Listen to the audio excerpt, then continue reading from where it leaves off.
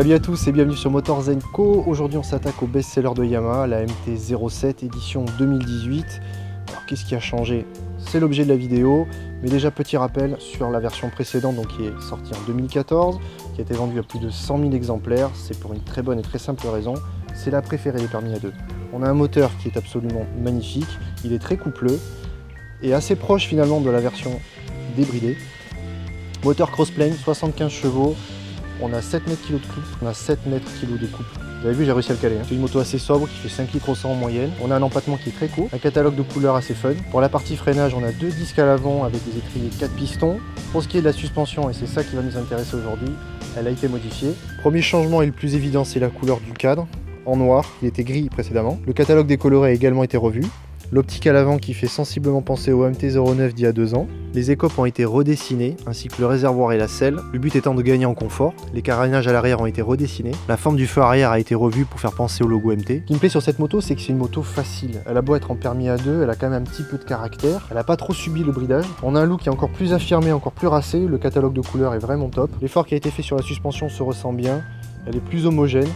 L'avant plonge moins, l'arrière est réglable et ça c'est vraiment un plus. Les nouveaux optiques et les écopes rajoutent vraiment du caractère. C'est une moto qui est très agile, on n'a pas de vibrations désagréables. C'est une moto qui est facile à manœuvrer même à l'arrêt, elle est très légère. Elle fait un peu plus de 180 kg tout plein fait, ce qui est très raisonnable pour la catégorie. C'est une moto qui correspond assez bien au petit gabarit puisqu'elle n'est pas très haute. Alors je parle volontairement des qualités qui étaient déjà présentes sur l'ancien modèle parce que c'est une moto qui était déjà très réussie. Il faut quand même rappeler que le prix reste contenu, donc Yamaha ne peut pas non plus faire de gros changements. En clair, ils ont corrigé le principal défaut qui restait la suspension et c'était également le problème sur la MT-9. Quant au style, il gagne vraiment en caractère et ça, je prends. On a un compteur qui est complet, qui est lisible. L'indicateur de rapport, pour moi, c'est juste indispensable. Même en monochrome, ça reste agréable. Seul bémol par rapport à ce compteur-là, c'est que les modifications doivent être faites directement dessus et non pas sur les commodos, ce qui serait beaucoup moins dangereux. Malheureusement, il reste quand même pas mal de défauts. Moi, ce qui me choque de prime abord, c'est la qualité d'assemblage des commodos qui fait vraiment cheap. Ça tranche vraiment avec le reste de la moto qui est plutôt soigné.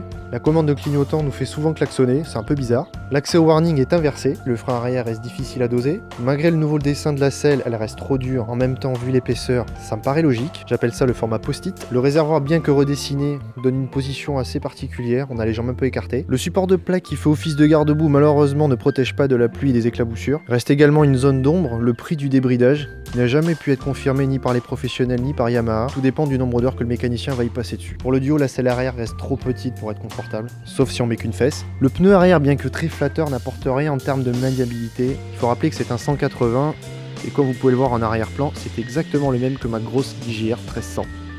À méditer. La norme Euro 4 est passée par là, la sonorité de l'échappement malheureusement pourrait être un peu plus fâteuse. J'ai pas trop compris pourquoi Yamaha a choisi de rajouter cette petite plaque sous la selle arrière. On sacrifie le rangement, mais bon, c'est comme ça. On le rappelle, tarif serré oblige, toujours pas de LED disponible sur les optiques.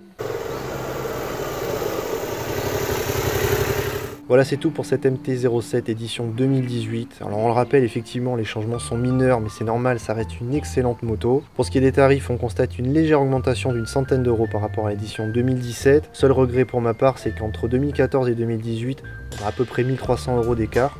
J'espère que cette vidéo vous aura été utile, n'hésitez pas à laisser vos commentaires, vos observations, des choses que je n'ai peut-être pas vues, peut-être des choses erronées, blablabla vous abonner, blablabla pouce bleu, la petite cloche.